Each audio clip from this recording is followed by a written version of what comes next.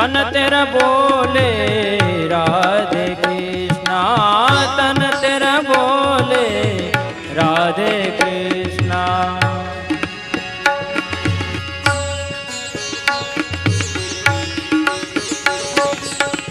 मन तेरा बोले राधे कृष्णा, तन तेरा बोले राधे कृष्णा। जीवा तेरी बोले राधे कृष्णा, मुख से निकले राधे कृष्णा। जय जय राधा रमण हरि बोल, जय जय राधा रमण हरि बोल, जय जय राधा रमण हरि बोल, जय जय राधा रमण हरि बोल।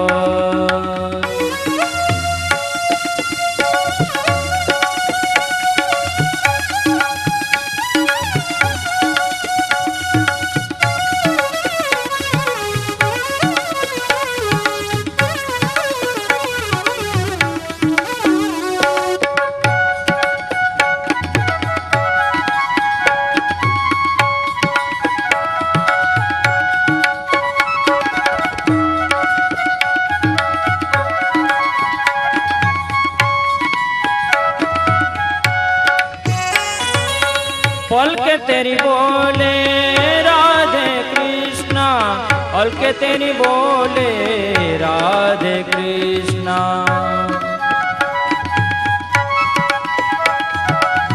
आंखें तेरी बोले राधे कृष्णा, सांस तेरी बोले राधे कृष्णा। जय जय राधा रमण हरि बोल, जय जय राधा रमण हरि बोल, राधा रमण हरि बोल, जय जय राधा रमण हरि बोल।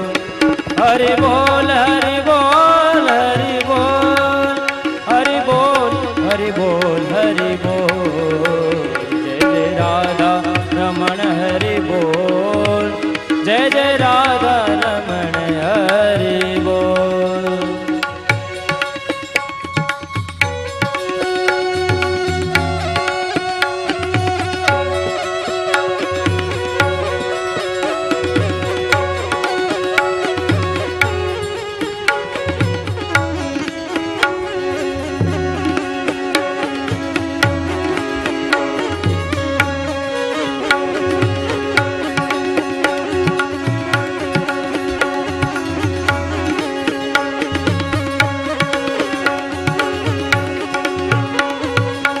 मुनिजन बोले राधे कृष्णा, मुनिजन बोले राधे कृष्णा। हम सब बोले राधे कृष्णा, सब जग बोले राधे कृष्णा। जय जय राधा रमण हरि बोल, जय जय राधा रमण हरि बोल, जय जय राधा रमण हरि बोल, जय जय राधा रमण हरि बोल।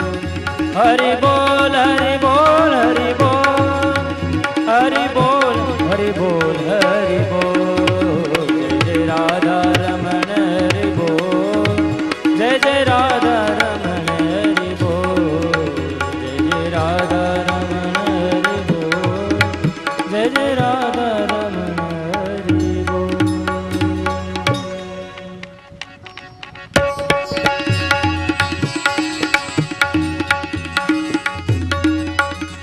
हरि बोल हरि बोल हरि बोल, हरि बोल हरि बोल हरि बोल, हरि बोल हरि बोल हरि बोल, हरि बोल हरि बोल हरि बोल।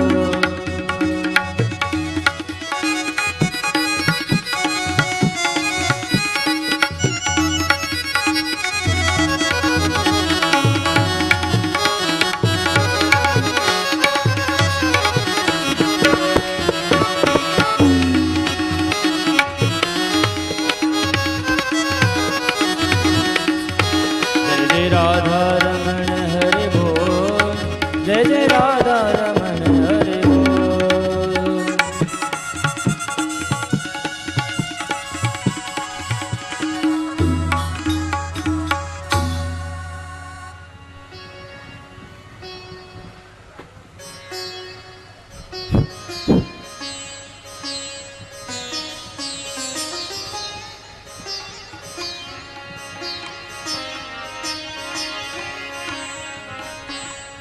भाई मेहरबानी કરીને બીચમાં કોઈ બી મત આવીએ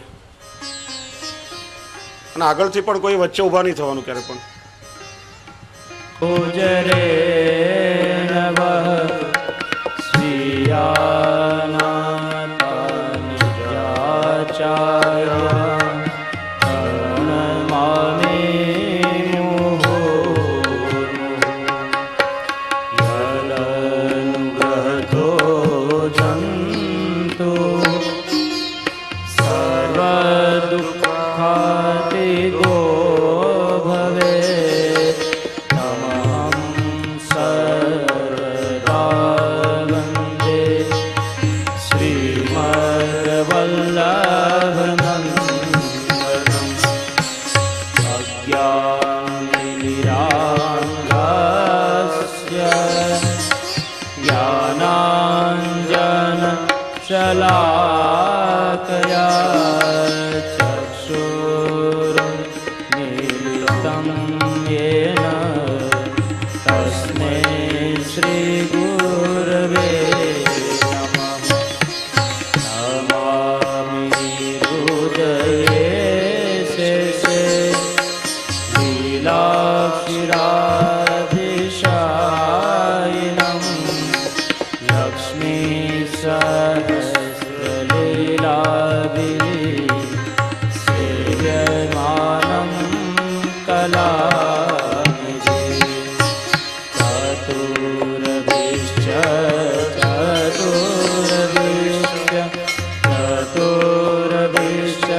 ત્રિભિस्तथा षड्भिर्विराजते योऽसौ पञ्चधारुदये पञ्चधारुदये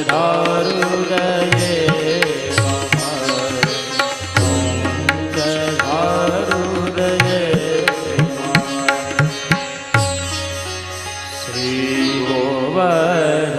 श्रीगोवर्धननाथ पादयुगलम् अय्यं गवीनप्रियम्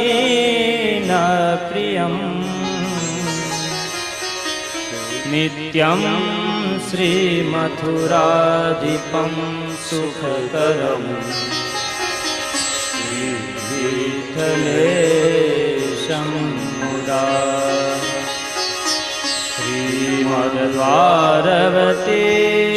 गोकुलपते श्रीगोकुलेन्दुविभुं श्रीमन्मथमोहनं नटवरं श्रीबालकृष्णं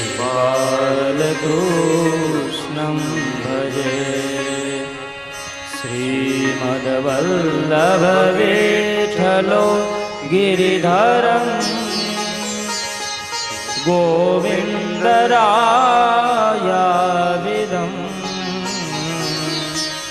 श्रीमद्बालकृष्ण गोकुलपति नाथं रघूणां तथा एवं श्रीयदुनायकं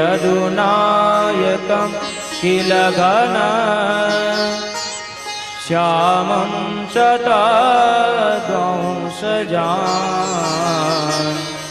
कालिन्दीं स्वगुरुं गिरिं गुरुविभुं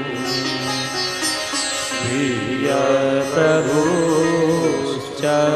स्मरे. पुष्टिमार्गीय सर्वज्ञ करुणारसपूरितः श्रेष्ठफलप्रदाता च तस्मै श्रीगुरवे नमः. तस्मै श्रीगुरवे नमः. तस्मै श्रीगुरवे नमः.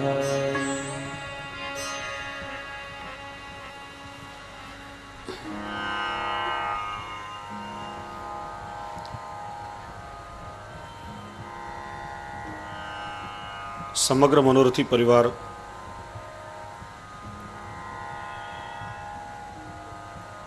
શ્રી વલ્લભના કૃપાપાત્ર શ્રી વલ્લભના લાડીલા આપ સૌ ભગવદી વૈષ્ણવજનો,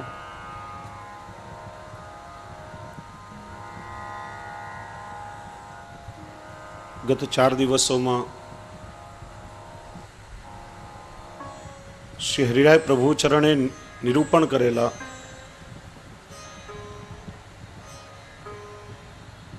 વૈષ્ણવી કર્તવ્યોનું આપણે દર્શન કર્યું.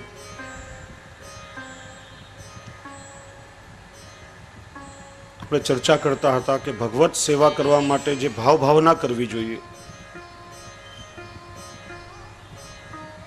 સ્વરૂપ ભાવના, લીલા ભાવના અને ભાવ ભાવના, 3 પ્રકારે ભાવન કરવું. અને એ ભાવન માટે હૃદય વિશુદ્ધ થવું જોઈએ. હૃદય વિશુદ્ધ ક્યારે થાય? કે જ્યારે વિપ્ર યોગાગ્નિ સ્વરૂપ શ્રી વલ્લભનું અને શ્રી વિઠ્ઠલેશનું મનમાં ધ્યાન કરીએ.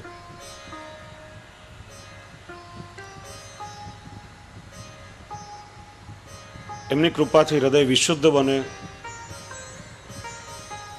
ત્યારે ભાવન કરી શકીએ. અને એના માટે 4 સાધનોનું શુદ્ધિકરણ આવશ્યક છે. દેહનું શુદ્ધિકરણ, પરિવારજનોનું શુદ્ધિકરણ, એ પણ દૈવી હોય તો વિશેષ સાનુકૂળતા રહે. ભગવત સેવા કરવા માટે જે દ્રવ્ય જોઈએ, દ્રવ્યનું પણ શુદ્ધિકરણ, કારણ કે આસુરી દ્રવ્ય ક્યારે પણ ઠાકોરજી અંગીકાર કરતા જ નથી. જે દૈવી દ્રવ્ય હોય એનો જ ભગવત સુખાર્થે વિનિયોગ થઈ શકે છે. અને ચોથું સાધન છે આપણું મન. મન પણ વિશુદ્ધ હોવું જોઈએ. મગજ અને મન આ બંને વસ્તુઓ જુદી જુદી છે. મગજ એ કોષ રૂપ છે અને મન એ વિચાર રૂપ છે. આપણે એક્સરે કઢાવીએ, એક્સરેમાં મગજ આવે પણ મન ક્યારે પણ આવી શકે નહીં. કેવલ વિચાર રૂપ છે.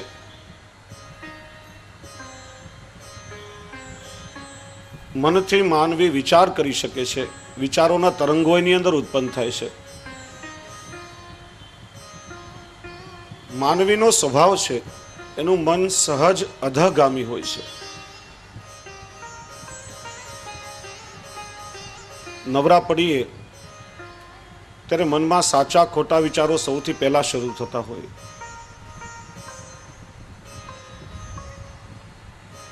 જેમ જલનો સ્વભાવ છે કે પાણીને જમીન ઉપર રેડીએ ત્યારે નીચાણવાળા ભાગ તરફ હંમેશા ગતિ કરે, એ રીતે માનવીનું મન સહજ અધગામી હોય છે. નેગેટિવ થિંકિંગ્સ, નિષેધાત્મક વિચારો માણસને સૌથી પહેલા આવે છે. અને એટલા માટે મનનું શુદ્ધિકરણ ખૂબ જ આવશ્યક છે. 2 પ્રકારે મન શુદ્ધ થાય. એક ભગવદ નામ વડે. ભગવદ નામ વડે મન સ્થિર થાય. જેમ નીચાણવાળા ભાગમાં પાણી જમા થયું હોય, કોઈ ટાંકીમાં નીચે આપણે પાણી સ્ટોરેજ કરીએ અને એને અગાસી પર રહેલી ટાંકીમાં પહોંચાડવું હોય તો એના માટે યંત્રની મદદ લેવી પડે. એમ માનવીનું અધગામી મન એ મંત્ર દ્વારા ઉર્ધ્વગામી બને છે, કેન્દ્રિત થાય છે, સ્થિર થાય છે. પણ એના શુદ્ધિકરણનો ઉપાય શું? ત્યારે શ્રી મહાપ્રભુજીએ બ્રહ્મ સંબંધ લીધા પછી પુષ્ટિ જીવનું કર્તવ્ય સિદ્ધાંત રહસ્ય ગ્રંથમાં આપણને સૌને સમજાવ્યું. અસમર્પિત વસ્તુ નામ તસ્માદ વર્જન માચરેત. ઠાકોરજીને સમર્પિત થયેલી નહીં હોય એવી કોઈ પણ વસ્તુનો ઉપયોગ વૈષ્ણવોએ નહીં કરવો. અગાઉ એક ખૂબ સુંદર કીર્તનમાં આપણે ચર્ચા કરી ગયા. આપણને પોતાને વસ્ત્ર પહેરવા જોઈએ છીએ તો ઠાકોરજી માટે એક સુંદર વસ્ત્ર આપણે સિદ્ધ કરાવીએ. આપણને દરરોજ તરસ લગે ત્યારે શીતલ જલ જોઈએ છીએ, તો શીતલ જલથી પ્રભુને જારીજી ભરીએ. આપણા ઘર માટે રસોઈ થાય જ છે, જુદું કરવાની કઈ જરૂર નથી, પણ એ પ્રભુને ધરીને સમર્પિત લઈએ. શ્રી મહાપ્રભુજીની આજ્ઞા સૂત્રાત્મક છે.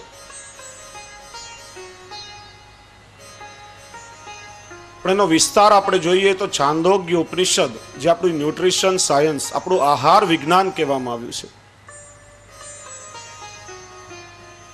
જેની અંદર આપણી ભોજન પદ્ધતિને ખૂબ વિસ્તારથી સમજાવવામાં આવી છે. માનવીએ શું શું ખાવું જોઈએ, શું ગ્રાહ્ય છે, શું અગ્રાહ્ય છે, કઈ રીતે માનવીએ ભોજન કરવું, આખું આહાર વિજ્ઞાન એની અંદર બતાવવામાં આવ્યું છે. ને એ પ્રમાણે જો આપણે પદ્ધતિ રાખીએ તો ક્યારેય કોઈ દિવસ ડોક્ટરનું ઘર જોવું પડે નહીં. એમાં એક સૂત્રમાં ખૂબ સુંદર સમજાવવામાં આવ્યું છે કે અન્નમ અશિતમ ત્રેધા વિધીયતે તસ્ય યસ સ્થવિષ્ટો ધાતુ તત્ પુરીશમ ભવતી ય મધ્યમસ્તન માંસમ ય અનિષ્ઠસ્તન મન. આપણે સૌ જે ભોજન કરીએ છીએ, શ્રી મહાપ્રભુજીની જે આજ્ઞા કે અસમર્પિત વૈષ્ણવોએ શા માટે નહીં લેવું જોઈએ, અને લેવાથી આપણને કેટલું નુકસાન થાય છે એને થોડું વિસ્તારથી સમજીએ. જે અન્ન આપણે દરરોજ લઈએ છીએ, જે ભોજન કરીએ છીએ, આપણા શરીરમાં 3 પ્રકારે અસર કરે છે. અન્નના સ્થૂળ અંશમાંથી મળ બને છે, એનું વિસર્જન થઈ જાય છે. અન્નના મધ્ય ભાગમાંથી શરીરનું માંસ બને છે, આપણા શરીરની સાથે રહે છે, શરીરની રચના એ પ્રમાણે થાય છે. અને અન્નના સૂક્ષ્મ અંશમાંથી માનવીનું મન નિર્મિત થાય છે. જલ પીએ આપણે, જલમાંથી માનવીના પ્રાણ બને છે, અને અન્નમાંથી આપણું મન નિર્મિત થાય છે. એટલા માટે જ આપણે ત્યાં કહેવતો પડી છે, જેવો અન્ન તેવો ઓડકાર, જેવું અન્ન તેવું મન. માનવી જેવા પ્રકારનું ભોજન ગ્રહણ કરે છે, એમાંથી એનું મન નિર્મિત થાય છે, અને એવા જ વિચારના આંદોલનોની અંદર ઉત્પન્ન થાય છે. આપણે રાજસી કે તામસી ખોરાક આહાર લેતા હોઈશું તો સ્વભાવ પણ એવો તામસી બનશે. ઠાકોરજીને આપણે ત્યાં ક્યારે પણ તામસી પદાર્થો ભોગ ધરવામાં આવતા જ નથી. ઠાકોરજીને આપણે ત્યાં હંમેશા સાત્વિક અન્ન જ સામગ્રી ભોગ ધરવામાં આવે છે. અને સાત્વિક ભોજન જો આપણે કરશું, પ્રભુને ધરીને સમર્પિત લઈશું, તો વિચાર શુદ્ધિ થશે, મન આપણું ખૂબ જ પવિત્ર બનશે, અલૌકિક ભાવો પ્રગટ થશે.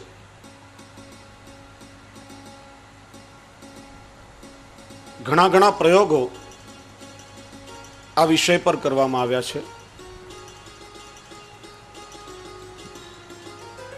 ક્યારેક કોઈ સમજદાર માણસ હોય, બુદ્ધિશાળી માણસ હોય, વિવેકી હોય, થોડું મદિરા પાન કરે, તમે જો 2 મિનિટમાં જેની કેવી અસર થાય છે, પોતે શું બોલે છે, કઈ રીતે ચાલી રહ્યો છે, કઈ રીતે સામેવાળા સાથે વ્યવહાર કરી રહ્યો છે, માણસ વિવેક ભૂલી જાય છે, તરત જ એને અસર થાય છે. અમેરિકાની એક સત્ય ઘટના આપને કહું.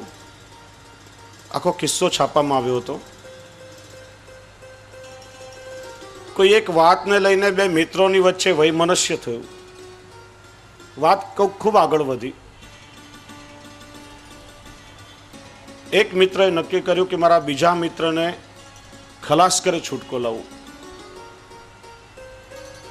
એકવારે પોતાના મિત્રને મારી નાખવાના ઈરાદાથી પિસ્તોલમાં ગોળીઓ ભરી અને એના ઘરે આવ્યો. મિત્ર હતો એટલે ઘરમાં આવજા ઉપર કોઈ રોકટોક હતી નહીં ને કોઈ રોક્યો નહીં. સીધો એના બેડરૂમમાં, શયનખંડમાં આવ્યો. ત્યારે એનો પેલો મિત્ર સૂતેલો હતો, નિદ્રાધીન હતો. શાંત મુખમુદ્રા જોઈને પેલાએ વિચાર કર્યો કે આમ પણ એને મારી નહીં નાખું તો મારું શું બગાડશે, શા માટે કોઈની હત્યા કરું. બહાર આવીને થોડી વાર પોર્શમાં બેઠો અને ખિસ્સામાંથી એક ચીરૂટ કાઢીને સળગાવી. 2-4 ચીરૂટના શ્વાસ ખેંચ્યા હશે તો તરત જ એની અંદર પાછા વિચારના આંદોલનો બદલાયા. ઊભો થયો, મિત્રના બેડરૂમમાં આવી ખિસ્સામાંથી પિસ્તોલ કાઢી ધડાધડ ગોળીઓ છોડીને એને ખલાસ કરી નાખ્યો. પછી પોલીસે એને પકડ્યો ત્યારે એને કબૂલ પણ કર્યું કે હું એને નહીં મારી નાખવાનું હતું, પણ જેવી મેં ચીરૂટ પીધી એટલે તરત જ મારી અંદર વિચારોમાં પરિવર્તન આવ્યું, મારું તામસ એકદમ વધ્યું અને એટલે એને મારવાનો વિચાર મક્કમ થયો. જે માણસો તામસી આહાર લેતા હશે એના સ્વભાવ પણ એવા જ તામસી હશે અને અનેક વખત આપણને એનો અનુભવ થયો છે. એટલા માટે આપણે વિચાર કરવો જોઈએ કે એક તો ઠાકોરજીને ધરી અને જે સમર્પિત ભોજન મહાપ્રસાદ સ્વરૂપે આપણે લઈએ છીએ. જો વૈષ્ણવ, પ્રસાદ શબ્દના 2 અર્થ થાય છે. પ્રસાદ એટલે પ્રસન્નતા અને પ્રસાદ એટલે કૃપા.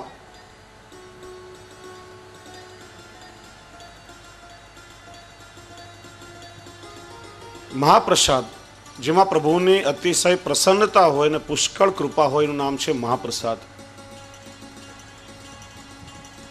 આ વાત નીકળી ત્યારે 1-2 વસ્તુ એ પણ સમજાવું કે આપણે ત્યાં ઠાકોરજી જે પણ વસ્તુને ગ્રહણ કરે છે, જે વસ્તુ ભગવત સંબંધિત થાય છે, સ્વયં ભગવત સ્વરૂપ બની જાય છે. આપણે કેવલ ઠાકોરજીને ધરતા નથી, પણ જે વસ્તુ આપણે પ્રભુને ધરાવીએ છીએ ઠાકોરજી એને અંગીકાર કરે છે. અંગીકાર એટલે ઠાકોરજી સ્વયં પોતાના શ્રીઅંગ સ્વરૂપે એને બનાવે છે. અને જે વસ્તુને ઠાકોરજી અંગીકાર કરે છે સ્વયં ભગવદ રૂપ બની જાય છે. એટલા માટે જ આપણે ત્યાં ઠાકોરજીની વસ્ત્ર સેવાદીનો પણ પ્રકાર છે. ઠાકોરજીના પ્રસાદી વસ્ત્રો પણ સ્વરૂપાત્મક માનવામાં આવે છે, એમની પણ સેવા થાય છે. ઠાકોરજીની પ્રસાદી માલાદી પણ ભગવત સ્વરૂપાત્મક છે. એને વિસર્જન કરતા પહેલા સહેજ નાકેથી સૂંઘીએ છે એટલા માટે કે માં રહેલું ભગવત સ્વરૂપ શ્વાસ દ્વારા આપણી અંદર અંતર્હિત થઈ જાય છે. પછી કોઈ પણ ભગવત પ્રસાદી વસ્તુનું વિસર્જન થાય. એ રીતે ઠાકોરજીએ અરોગેલો મહાપ્રસાદ, આ વિવેક પણ થોડો રાખીએ, કારણ કે ઘણા લોકોને ત્યાં જેને પુષ્ટિ માર્ગનું જ્ઞાન નથી, બોલતા હોય કે પ્રભુને પ્રસાદ ભોગ ધર્યો છે. ભગવાન અરોગ્યા પછી પ્રસાદ થાય છે. ઠાકોરજીને આપણે સામગ્રી ભોગ ધરીએ છીએ. ભગવાન પ્રસાદ કેવી રીતે રોગે? ઠાકોરજીના આરોગ્યા પછી વસ્તુ પ્રસાદી થાય છે અને ભગવત સ્વરૂપાત્મક થાય છે. એટલા માટે મહાપ્રસાદી અન્નનો પહેલો કોળિયો સહેજ નાકથી સૂંઘીને પછી પ્રસાદી મુખમાં મૂકવું જોઈએ. તુલસી પત્ર પણ એ જ રીતે લેવાય કે જેનાથી ભગવત પ્રસાદ દાંત નીચે કચરવાનો અપરાધ આપણને લાગે નહીં. કારણ કે પ્રસાદ સ્વયં ભગવત સ્વરૂપ છે અને જ્યારે આપણા દેહની અંદર આવે ત્યારે આપણો દેહ અલૌકિક બને છે. ગોવર્ધન લીલાના પ્રસંગમાં આવે છે કે વ્રજવાસીઓ 7 દિવસ અને 7 રાત ગિરિરાજ ગોવર્ધનના છત્ર નીચે ઠાડા રહ્યા. પ્રભુએ એમને રક્ષણ આપ્યું. 7 દિવસ પ્રભુએ ગોવર્ધન ધારણ કર્યો. તો આ 7 દિવસ વ્રજવાસીઓને ઊંઘ, ભૂખ, થાક, આ શરીરના દેહના ધર્મો બધા બાદ કેમ નહીં કરી શક્યા હોય? તો શ્રી મહાપ્રભુજી સુબોધનીજીમાં એનો ખુલાસો પણ આપે છે કે ગોવર્ધન સ્વરૂપે ઠાકોરજી સ્વયં જ્યારે અન્નકૂટ અરોગ્યા અને ત્યાર પછી વ્રજવાસીઓએ મહાપ્રસાદ લીધો હતો અને એટલા માટે એમના દેહ અલૌકિક બની ગયા. એમને તનુનવત્વની પ્રાપ્તિ થઈ. એટલા માટે દેહના ધર્મો એમને પણ બાદ કરી શક્યા નથી. એ ભાવથી આપણે મહાપ્રસાદ લઈએ તો થોડો આપણે વિવેક વિચારીએ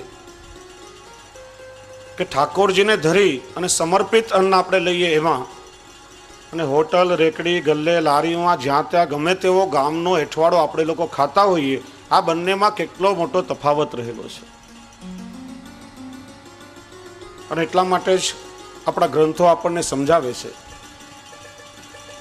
કે ભોજનમાં 5 પ્રકારનું શુદ્ધિકરણ હોવું જોઈએ. જે સામગ્રીઓ આદિ આપણે લાવીએ 5 પ્રકારનું શુદ્ધિકરણ થાય ત્યારે કહેવાય કે અન્ન પવિત્ર છે. સૌથી પહેલા અન્ન પવિત્ર, ત્યાર પછી જે પાત્રોમાં ભોજન રંધાય ને જે પાત્રોમાં ભોજન કરીએ એ પાત્ર પવિત્ર હોવા જોઈએ.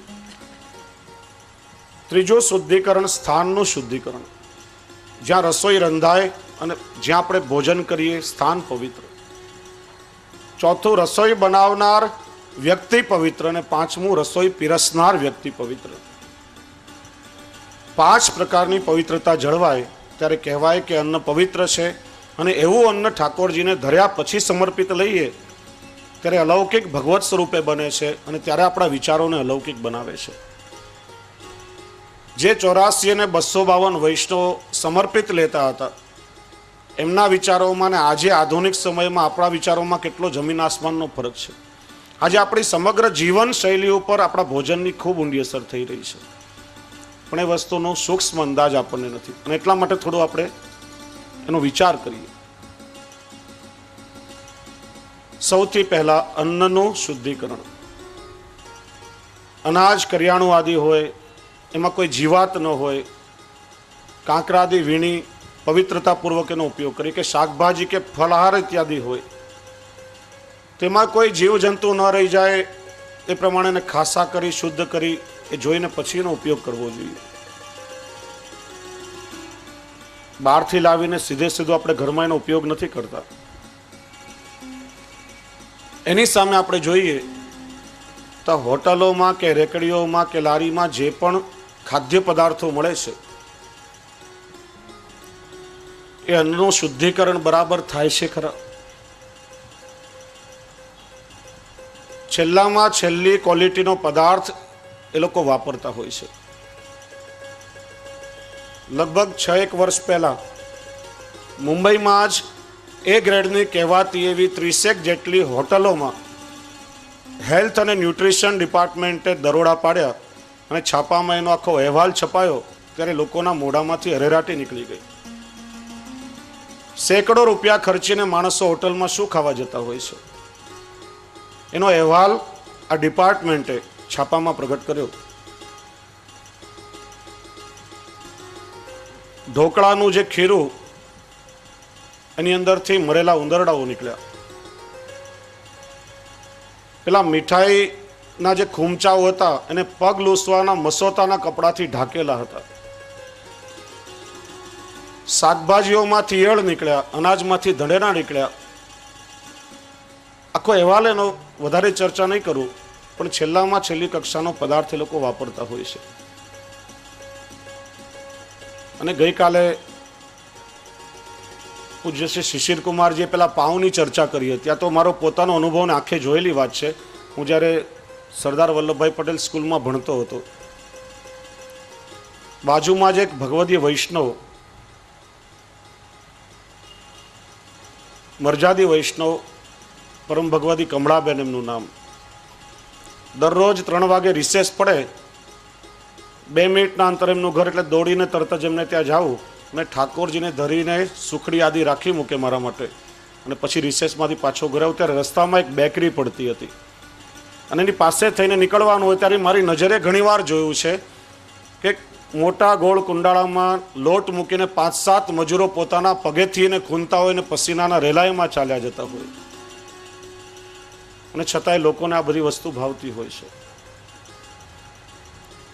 ડિપાર્ટમેન્ટે હમણાં સાબિત કર્યું કે આ પેલા પાણીપુરીના બનાવેલા પાણીમાં ખાટો તીખો તતરમરિયો સ્વાદ આવવા માટે ઓક્ઝેલિક એસિડ નામનું તત્વ ઉમેરવામાં આવે છે. સ્વાદ આપણને લાગે પણ એનાથી માણસના થાઇરોઇડને ઘણું નુકસાન થાય છે અને ભવિષ્યમાં કેન્સર થવાની સંભાવના પણ ઊભી રહેતી હોય છે. ફરસાણની દુકાનોમાં આ ગાંઠિયા અને ફાફડાને જે તેલમાં બનાવે એ તેલ ઉકળીને પેલા કારના ઓઇલ જેવું ઘટ્ટ થઈ જાય ત્યાં સુધીનો ઉપયોગ ચાલુ રહેતો હોય છે. એમાં એક્રોઇન નામનું ઝેરી તત્વ રસાયણ બની જતું હોય છે જે માણસના સ્વાસ્થ્ય માટે ઘણું ખતરનાક સાબિત થાય છે. તો કોઈ પણ પ્રકારે માણસના સ્વાસ્થ્ય સાથે એ લોકોને તો કંઈ લેવા દેવા નથી, કારણ કે એમને તો વ્યવસાય કરવો છે, કમાવા માટે એ લોકો કરે છે. પ્રજાનું જે થવું હોય તે ભલે થાય, અન્નની પવિત્રતા ત્યાં જળવાતી નથી. છેલ્લામાં છેલ્લી કક્ષાનો પદાર્થ એ લોકો ઉપયોગમાં લેતા હોય છે. અન્નનું શુદ્ધિકરણ આવશ્યક છે. બીજું શુદ્ધિકરણ, પાત્રોનું શુદ્ધિકરણ. આપણે ત્યાં ખાસા કરવાનો, માંજવાનો, તપાવવા આદિનો વિશેષ પ્રકાર ભગવત સેવામાં આવે છે. કારણ કે અમુક પ્રકારના વિષાણુઓ કે જીવાણુઓ એવા પણ હોય છે કે માત્ર સાફ કરવાથી કે જલથી ખાસા કરવાથી કે ડિટર્જન્ટથી પણ મરતા નથી. ત્યારે આપણે ત્યાં તપાવવાનો પણ વિશેષ પ્રકાર છે જે કેવલ અગ્નિથી જ દૂર થઈ શકે. આ વાસણોમાં કલાઈ કરવું આદિ બધું જ વિજ્ઞાન સાથે સંબંધિત છે. દરરોજ રસોઈ કરવાના જે પાત્રો હોય અને ભોજન કરતા પહેલા પાત્રોને સ્વચ્છ કરી અને પછી એનો ઉપયોગ કરવો જોઈએ. કારણ કે રાત્રે મૂકેલા એમને પાત્રો કબાટમાં હોય, રાતમાં ઉંદરડાઓ, વાંદા બધુંના પર આંટા મારતા હોય અને બીજે દિવસે સવારે એમને ઉપયોગમાં લઈ લો તો શું દશા થાય? તો એની સામે તમે જુઓ, મોટા ભાગે આ રેકડીઓમાં જે ડીશમાં લોકો જમતા હોય એ ડીશનું શુદ્ધિકરણ કેવી રીતે થાય છે? આવું એક મોટું બ્રહ્મકુંડ જેવું પાત્ર હોય, એક માણસે ખાધેલી ડીશ એની અંદર જબોળી એક કપડું એમ મારીને પછી એ ડીશમાં બીજાને ખવડાવવામાં આવે. એની અંદર એઠવાડો જૂઠવાડો તો રહેતો જ હોય છે. એમાં શુદ્ધિકરણ કઈ રીતે થઈ શકવાનું? અમારે ત્યાં સૌરાષ્ટ્રમાં જ્યારે દુષ્કાળ પડેલો, 5 રૂપિયે બાલટી પાણી મળે. હવે એમાંથી પેલા રેકડીવાળા પોતાનો વ્યવસાય ચલાવવો હોય તો એને પાણીનો બગાડ પોસાય કેવી રીતે? અને ઘણીવાર તો લોકો પાસે એવું સાંભળ્યું પણ છે કે ઘણીવાર કોઈ ખાદ્ય પદાર્થ એઠો વધારે બચી જતો હોય તો કોઈનું ધ્યાન ન પડે એમ પાછું એને મૂળ પાત્રમાં પણ એ લોકો નાખી દેતા હોય છે. આપણને વસ્તુનું ધ્યાન હોતું નથી. પાત્રો શુદ્ધ હોવા ખૂબ આવશ્યક છે. ત્રીજું શુદ્ધિકરણ, સ્થાનનું શુદ્ધિકરણ. આપણા ગ્રામ્ય જીવનમાં તમે જુઓ કે રસોઈ બનાવવાનું જે સ્થાન હોય, ભોજન કક્ષ હોય, એને ગાયના છાણથી એનું લીપણ કરવામાં આવે છે. કોઈ પણ જગ્યાએ જ્યારે અશુદ્ધિ થઈ હોય ત્યારે ગાયના ગોબરથી આપણે ત્યાં લીપવાનો ક્રમ છે. માણસના અંતિમ સમયમાં પણ ગાયના ગોબરથી લીપણ થાય છે. એનું કારણ ગાયનું છાણ એ સૌથી મોટામાં મોટું જંતુનાશક માનવામાં આવે છે. આ 3 ક્રિયાઓ એવી છે કે જેના પર વાતાવરણને સ્થાનનો ખૂબ ઊંડો પ્રભાવ પડે છે. અને આ બનેલી એક સત્ય ઘટના પણ કહું કે અમદાવાદમાં અમારો એક પરિચિત પરિવાર છે. એમને ત્યાં 3 સંતાનો થયા. 3 સંતાન કાળા હબસી જેવા થયા. ગુજરાતી પરિવાર. આ કેવી રીતે સંભવી શકે? પછી ડોક્ટરોને, સાયકોલોજિસ્ટની પાસે એમનું નિદાન કરવામાં આવ્યું અને જ્યારે એમના શયનખંડની તપાસ કરાવવામાં આવી ત્યારે જોયું પલંગની સામે બાજુ ભીત ઉપર એક કાળા હંસીનું ચિત્ર લટકાવેલું હતું. એના પર સતત પેલા બેનની દ્રષ્ટિ પડે. 3 સંતાનો એના જેવા થયા. અને એટલા માટે જ પ્રાચીન સમયમાં આપણા શયનખંડમાં મહાનુભાવો, મહાપુરુષો જે આપણા ઉચ્ચ આદર્શો હતા, ક્ષત્રિયો શૂરવીર ક્ષત્રિયોના ચિત્ર રાખે, બ્રાહ્મણો આચાર્યોના ચિત્ર રાખે. આજકાલ આપણા બાળકોના શયનખંડમાં સિનેમાના નટ અને નટીઓના ચિત્ર મૂકવામાં આવે છે. પછી સંતાનો કેવી ઉત્પન્ન થાય? આપણા લોકોના આદર્શ પણ આજે બદલાયા છે. એ લોકો જે કે આપણા માટે બ્રહ્મ વાક્ય, કોઈ એડવર્ટાઇઝમેન્ટ માટે એ લોકો આવીને કે એ જ વસ્તુને આપણે ખરીદીએ, પોતાની બુદ્ધિ આપણે લગાડતા નથી. માનવીનો સમગ્ર આદર્શ આજે જીવનનો બદલાયો છે. બીજી પણ ધ્યાનની પણ. માણસ જ્યારે ધ્યાન કરવા માટે બેસે એ વખતે વાતાવરણ પવિત્ર હોય, સ્થાન પવિત્ર હોય, પવિત્ર વ્યક્તિનું સાનિધ્ય હોય, પોતે પણ પવિત્ર અવસ્થામાં હોય. અને એ વખતે જો ઊંડું ધ્યાન લાગે તો ત્યારે ને ત્યારે સાક્ષાત્કાર થઈ શકે. પણ કોઈ પણ પ્રકારની અપવિત્રતા સર્જાય તો વર્ષો સુધી બેસીને ભલે ને ધ્યાન કરો, પ્રભુનો સાક્ષાત્કાર ક્યારે પણ નહીં થાય. અને ત્રીજી ભોજનની પણ. ભોજનનો જે સમય છે એ વખતે આપણા દેહ અને ઇન્દ્રિયો ભૂખ્યા થયા હોય છે. વાતાવરણમાંથી સત્વ અને તત્વ ઝીલવા માટે અધીરા થયા હોય છે. અને એ વખતે સ્થાન અને વાતાવરણનો ખૂબ ઊંડો પ્રભાવ આ ક્રિયાઓમાં પડતો હોય છે. એટલા માટે સ્થાનનું શુદ્ધિકરણ ખૂબ આવશ્યક છે. વિજ્ઞાન પણ કહે છે કે કોઈ એક વ્યક્તિ કોઈ એક સ્થાનમાં જઈને બેસે, 60 કલાક સુધી એના શરીરના પરમાણુઓ, એના ઇલેક્ટ્રોન્સ વાતાવરણમાં અસ્તિત્વમાં જીવતા રહેતા હોય છે. અને એવું જો ન હોય તો કોઈ ગુનેગાર જ્યારે કોઈ ગુનો કરીને જાય તો પોલીસના સ્નિફર ડોગ્સ, સ્નિફર કૂતરાઓ 3 દિવસ પછી પણ વાતાવરણમાંથી એની સુગંધ પકડીને પેલા ગુનેગારને શોધી શકે છે. 60 કલાક સુધી માનવીના ઇલેક્ટ્રોન્સ, એના પરમાણુઓ વાતાવરણમાં અસ્તિત્વમાં જીવંત રહેતા હોય છે. અને એટલા માટે કોઈ સ્થાનમાં જઈને આપણે બેસીએ, હોટલમાં કે રેકડીમાં જ્યાં ત્યાં ખાઈ, આપણા પહેલાં કોણ માણસ ગયો હતો, એના વિચાર કેવા હતા, એનું આચરણ કેવું હતું, એ વ્યક્તિના પરમાણુ ત્યાં અસ્તિત્વમાં હોય છે. અને જો આપણી અંદર સંક્રમિત થાય તો આપણા વિચારો પણ બગડવાની શક્યતા રહેતી હોય છે. એટલા માટે કહેવાય છે કે ભોજન અને ભજન હંમેશા ભોજન અને ભજન એકાંતમાં કરવા જોઈએ. આપણે ત્યાં કહેવાય છે નાના બાળકને પણ એકાંતમાં બેસાડી અને મા બાળકનું પેટ ભરતી હોય છે. મારા બાળકને કોઈની નજર તો નહીં લાગી જાય ને. હવે આજના આધુનિક માણસો શું કહેશે, આ નજર બજર તે કંઈ કોઈની લાગતી હશે, આ તો બધી વેવલી વાતો છે. પણ વિજ્ઞાને સિદ્ધ કર્યું છે કે અમુક પ્રકારના રોગના વિષાણુઓ ખાલી દ્રષ્ટિથી સંક્રમિત થાય છે. માણસનો સ્વભાવગત દોષ, પોતાનો માણસનો સ્વભાવ હંમેશા દ્રષ્ટિ દ્વારા પ્રગટ થાય છે. કોઈ બહુ પ્રેમી માણસ હોય, તમે જો એની આંખમાં કેટલી કોમળતા અને પ્રેમ હશે, અને તામસી માણસની આંખોમાં જ હંમેશા આમ તામસ ઝલકતું હશે. પશુઓમાં પણ તમે જુઓ, ગાય, ઘોડો જે શાકાહારી પશુઓ છે, એના મુખ ઉપર જ કેટલી પ્રેમાળતા, એની આંખમાં તમને કોમળતા મળશે. વાઘ, વરુ, સિંહ, બિલાડી આ બધું જોશો, એની આંખમાં કેટલું તામસ તમને મળશે. અમુક પ્રકારના વિષાણુઓ દ્રષ્ટિ દ્વારા સીધા સંક્રમિત થતા હોય છે. અને એટલા માટે તમે જો પેલો કન્જસ્ટિવાઇટિસ નામનો આંખ આવવાનો રોગ થયો હોય, કંઈ કરવાની જરૂર નથી, ખાલી આંખની સામે જોઈ લો તમે. એકને આંખ આવી હોય તો આખા ગામમાં એ રોગ ફેલાઈ જાય. ત્યારે માણસે ચશ્મા પહેરવા પડે. અને મહાભારતના પ્રસંગમાં જોઈએ તો યુદ્ધ શરૂ થઈ ચૂક્યું હતું. કૌરવોના એક પછી એક મહારથી, રથી, અતિરથી સેનાપતિઓ હણાતા હતા. ભીષ્મ પિતામહ હજી સુધી યુદ્ધના મેદાનમાં આવ્યા નથી. ત્યારે દુર્યોધન મામા શકુનીને પૂછે છે કે આ પિતામહ પાંડવોના પક્ષપાતી લાગે છે. જો ભીષ્મ પિતામહ યુદ્ધના મેદાનમાં આવે તો એક જ દિવસમાં યુદ્ધ પૂરું થઈ જાય, એમને તો ઈચ્છા મૃત્યુનું વરદાન છે. આ પિતામહને યુદ્ધ કરવા માટે કઈ રીતે તૈયાર કરવા? શકુનીએ ઉપાય બતાવ્યો કે ભીષ્મ પિતામહ જ્યારે ભોજન લઈ રહ્યા હોય ત્યારે કોઈ ચંડાલની દ્રષ્ટિએ એમના ભોજન ઉપર કરાવવામાં આવે તો એમની બુદ્ધિ બગડ્યા વગર નહીં રહે.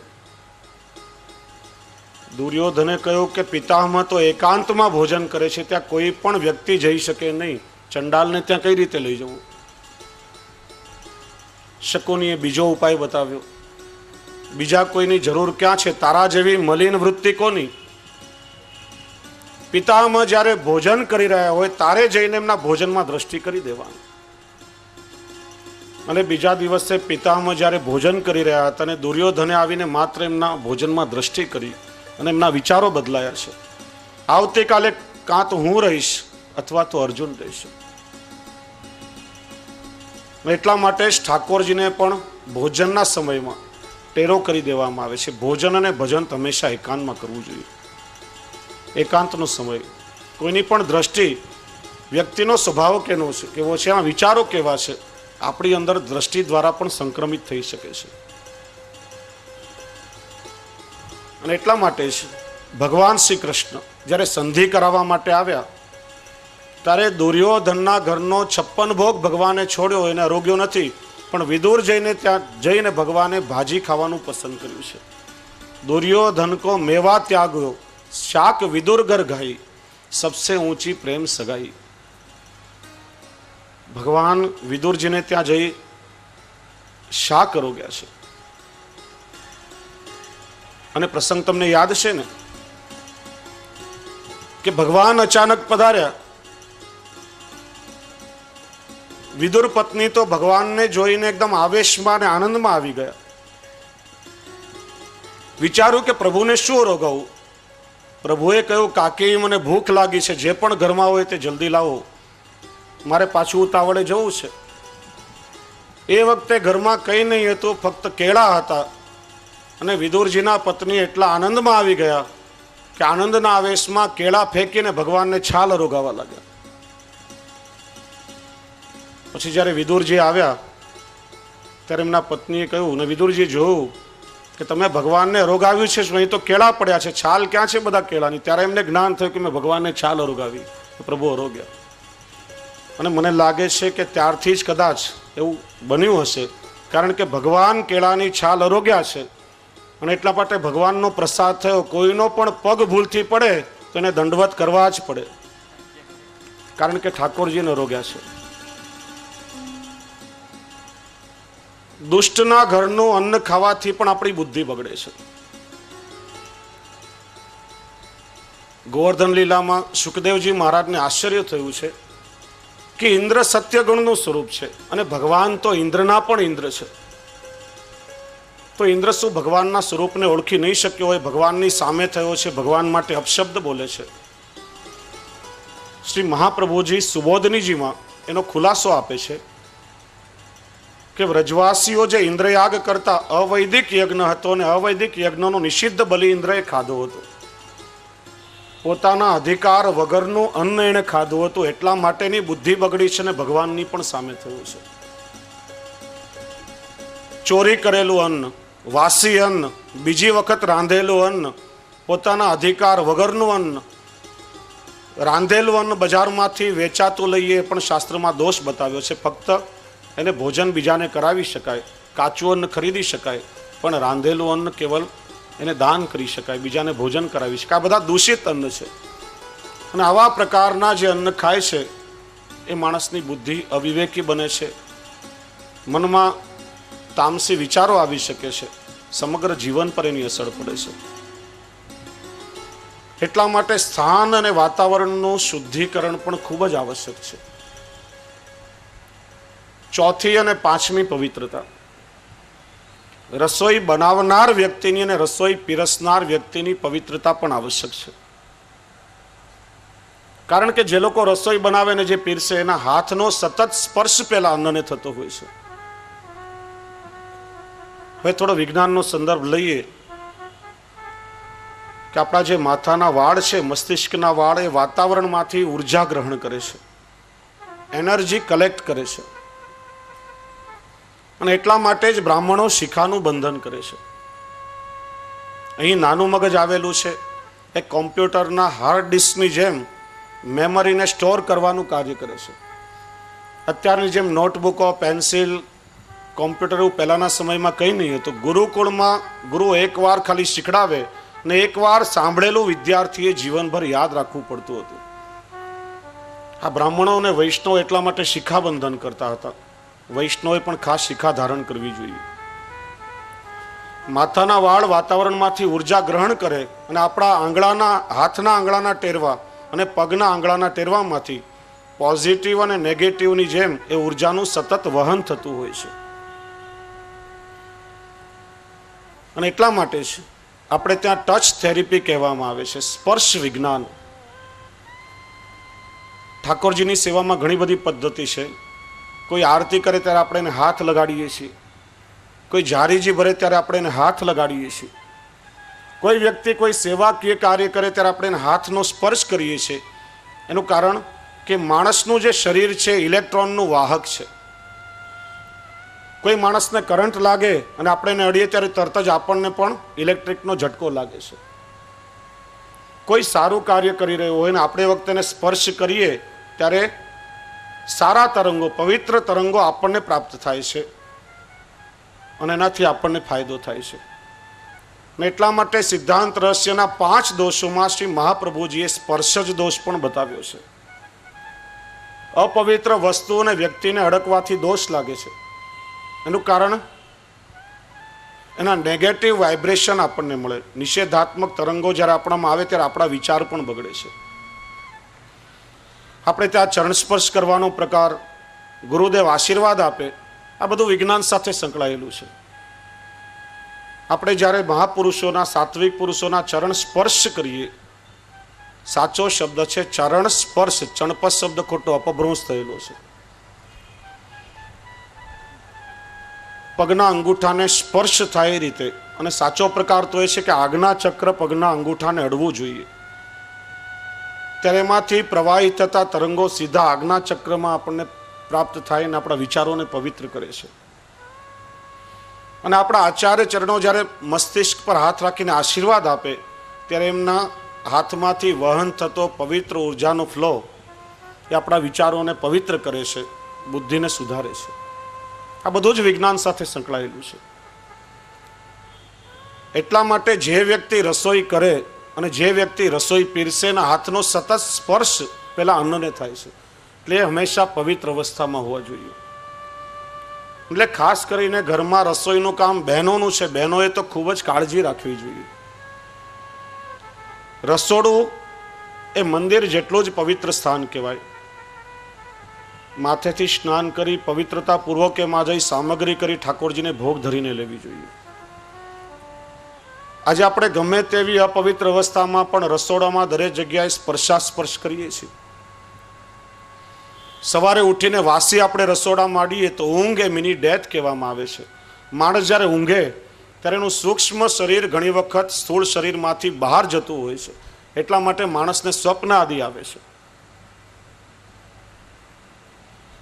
અને આ પ્રકાર થોડો તિલકમાં સમજાવવાનો રહ્યો, એને પણ સમજીએ કે માણસનું સૂક્ષ્મ શરીર અનામિકા આંગળી સાથે બંધાયેલું હોય છે. એક સૂક્ષ્મ તંતુ જેને આપણે નજરથી જોઈ શકતા નથી. જેમ તમે ક્યારે ટીવીમાં કે સિનેમામાં જોયો હશે કે માણસ અંતરિક્ષમાં જાય, ચંદ્ર પર કે મંગળ પર જાય, અથવા યાનમાંથી માણસ બહાર નીકળે ત્યારે એક એની સાથે દોરી બંધાયેલી હોય છે, નહીં તો અંતરિક્ષમાં માણસ ખોવાઈ જાય, પાછો ના આવી શકે ક્યારે પણ. એમ માણસનું સૂક્ષ્મ શરીર આ અનામિકા આંગળી સાથે જોડાયેલું હોય છે. આપણે કહીએ છીએ ને, એ ભગવાન મારી દોરી તમારે હાથ છે, એનો અર્થ એ જ થાય છે. અને એટલા માટે માણસને જગાડીએ ત્યારે ઘણી વખત પેલું સૂક્ષ્મ શરીર પાછું આવી જાય આપણા દેહની અંદર. અને એટલા માટે જ આપણે ત્યાં જ્યારે તિલક કરીએ છીએ ત્યારે તિલક કરવાનો પ્રકાર પણ સમજીએ. કારણ કે ઘણી વખત જૂના લોકો કહેતા હોય કે અંગૂઠાથી 2 વાર આમ તિલક કરો. નવી પ્રજા પૂછે કે અંગૂઠાથી 2 વાર તિલક શા માટે? આપણી પાસેનો જવાબ હોતો નથી.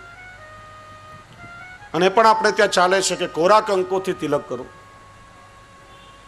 કોરાનો અર્થ સૂકું એવો નથી. આપણ વૈષ્ણવે થોડું સમજવું જોઈએ. સૂકું કંકુ આપણે ત્યાં નિષેધ છે. મરણોત્તર ક્રિયામાં સૂકા કંકુનો ઉપયોગ થાય છે. કોઈ પણ માંગલિક પ્રસંગોમાં જલ પધરાવીને કંકુ ઘોળીને પછીનો ઉપયોગ થાય છે.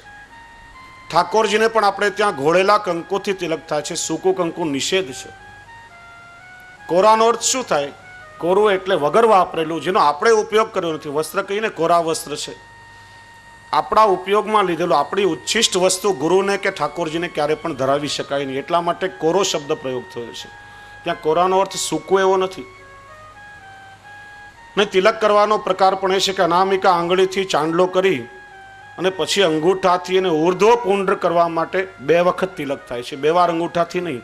તો પાછળથી પ્રકાર ચાલ્યો કે 2 આંગળા આપણા બગડે કંકુથી, એટલા માટે અંગૂઠાથી આમ 2 વાર આપણે ઘસી નાખવાનું. અનામિકા આંગળીથી ચાંદલો કરી અને પ્રેક્ટિકલી સમજાવું. દરેક આંગળીના નામ છે. તર્જની, મધ્યમાં, આનું કનિષ્ઠિકાનું અંગુષ્ઠ, આંગળીનું નામ જ નથી. એટલા માટે શું કહેવાય? અનામિકા, નામ વગરની. ને તમે આ રીતે જોશો, દરેક આંગળી આપણા પોતાના કંટ્રોલમાં છે. તમે એને સ્વતંત્ર હલાવી શકો. આ આંગળીને આપણે સ્વતંત્ર હલાવી શકતા નથી. ભગવાનના કંટ્રોલમાં છે. અને દરેક ભગવત કાર્ય માટે અનામિકા આંગળીનો ઉપયોગ થાય છે. એટલા માટે એનાથી ચાંદલો કરી અંગૂઠાથી ઉર્ધ્વ પુંડ્ર કરવા માટે એ રીતે તિલકની પદ્ધતિ હતી. પણ ઘણી બધી જૂની વાતો આપણે ત્યાં હોતાએ ચલતાની જેમ ચાલ્યા કરીને આપણે લોકો સમજ વગર કરવા લાગ્યા, આપણને એની સમજણ નથી. તો માણસનું સૂક્ષ્મ શરીર એની સાથે જોડાયેલું હોય છે. ઊંઘ એટલે મિની ડેથ કહેવામાં આવે છે, જેને એક પ્રકારનું સૂક્ષ્મ સૂતક ગણવામાં આવે છે. એટલા માટે ઊંઘમાંથી જાગી સ્નાન કર્યા સિવાય કોઈ પણ પવિત્ર કાર્ય કરવું આપણે ત્યાં નિષેધ માનવામાં આવે છે. અને બહેનોએ કોઈ પણ અપવિત્ર અવસ્થામાં, ખાસ કરીને માસિકની રજસ્વલાની અવસ્થા, આજે આપણે બધી વસ્તુ માનવા તૈયાર થતા નથી. આજના બહેનો કહેશે ભગવાને આ 3-4 દિવસ આરામ કરવા માટે આપ્યા છે, બધું પાળવાની અમારે શું જરૂર? આ તો કુદરતી બધી ક્રિયાઓ હોય છે. પણ હમણાં અમેરિકામાં એના ઉપર પણ સંશોધન કરવામાં આવ્યું. એક મેડિકલ દવા બનાવતી કંપનીમાં, ફાર્માસ્યુટિકલ કંપનીમાં એના પર સંશોધન થયું. એક ખંડની અંદર 4-5 બહેનો પવિત્ર અવસ્થામાં હતા, બીજા ખંડમાં માસિકની અવસ્થામાં હતા. આ બંને પાસે દવાની શીશીઓમાં ગોળીઓ ભરાવી, શીશીઓને સીલ કરીને 20 દિવસ પછી આ બંને શીશીઓને ખોલી, ત્યારે માસિકવાળા અવસ્થામાં જે બહેનો હતા એમના હાથે જે દવાની ગોળીઓ ભરે એમાં રીસરની ફૂગ લાગી ગઈ હતી. ત્યારે પ્રયોગ કરો, કોઈ રજસ્વલા સ્ત્રી હોય, તુલસીના છોડ પર એનો પડછાયો માત્ર પડે, 2 મિનિટમાં તુલસીનો છોડ કરમાઈ જાય છે. કોઈ માણસને ઘાવ લાગ્યો હોય, કંઈ લાગ્યું હોય, એને જો રજસ્વલા સ્ત્રીનો સ્પર્શ થઈ જાય, ગમે તેટલો ઉપચાર કરો એ ઘાવ રૂજાતો નથી પણ પાકી જાય છે. સર્પ ચાલતો હોય અને ચાલતા સર્પ ઉપર પણ જો રજસ્વલા સ્ત્રીનો પડછાયો પડે તો સર્પ પણ જડ થઈ જાય છે, ચાલી શકતો નથી. જેમ ગ્રહણની અસર વાતાવરણમાં થાય છે એ રીતે એ અવસ્થામાં અસર થાય છે. એટલા માટે આપણે ત્યાં 3 દિવસે પાલન કરવા માટે આપણા ધર્મશાસ્ત્રોએ બતાવ્યું છે. ઘરમાં કોઈ પણ સ્થાનમાં અડવું જોઈએ નહીં. અને અનુભવ હશે એ વખતમાં આપણા વિચારો બહુ મલિન થઈ જાય છે, અણગમો થાય છે, માણસને ગમતું નથી. અને એ વખતે તમારા હાથનો સ્પર્શ કરેલો કોઈ વ્યક્તિ ખાશે, એની દશા કેવી થશે? આજે બધું આપણે લોકો માનવા તૈયાર નથી. એટલા માટે આપણી જીવન પદ્ધતિ આખી ખલાસ થઈ ગઈ છે, આપણા વિચારો બગડ્યા છે, જીવન બગડ્યું છે. હમણાં ગુજરાતમાં એક અખતરો કરવામાં આવ્યો. ભાવનગરની એક જેલમાં જેલનો સ્ટાફ વ્યસ્ત હોવાના કારણે રસોઈ બનાવવાનું કામ કેદીઓને સોંપવામાં આવ્યું. જેલના કેદીઓ રસોઈ બનાવે અને બધા એને જમે. 20-25 દિવસમાં એનો અનુભવ થવા લાગ્યો. કોઈને ખરાબ સ્વપ્ન આવે, કોઈને આમ સ્વભાવમાં ઉગ્રતા આવવા લાગી, તામસ આવવા લાગ્યું, ખરાબ વિચારો આવવા લાગ્યા. એક સાથે બધાના વિચારોમાં પરિવર્તન આવવાનું કારણ શું? એ લોકોએ મૂળ શોધ્યું, સમજણ પડી. અને કેદીઓ પાસે રસોઈ બનાવવાનું કામ પાછું લઈ રસોઈ બનાવવા માટે પવિત્ર બ્રાહ્મણ મહારાજોને રાખ્યા.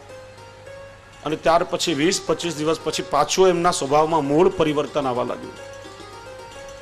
એટલા માટે જ આપણે ત્યાં ઠાકોરજીની સેવામાં પંચ દ્રવિડ બ્રાહ્મણો દ્વારા જ સેવામાં એમનો ઉપયોગ થતો હતો.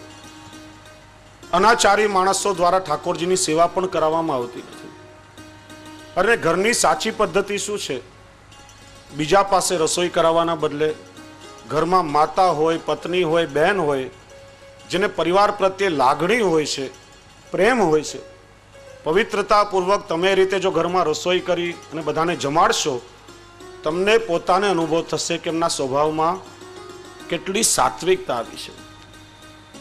આજે આપણા બાળકો અને પરિવારના સદસ્યોમાં તામસ આવવાનું આ સૌથી મોટામાં મોટું કારણ છે કે આપણા સૌનું ભોજન બગડ્યું છે અને એટલા માટે જીવન બગડ્યું છે. આ 5 પ્રકારની પવિત્રતાનું સર્જન થાય.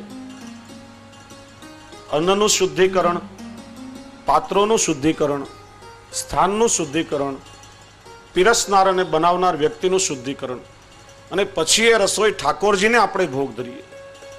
અને ઠાકોરજીને ભોગ ધર્યા પછી મહાપ્રસાદી જ્યારે લઈએ તો વિચારો કે આપણી અંદર કેટલા અલૌકિક ભાવો પ્રગટ થયા, આપણા વિચારો કેટલા સુંદર બને.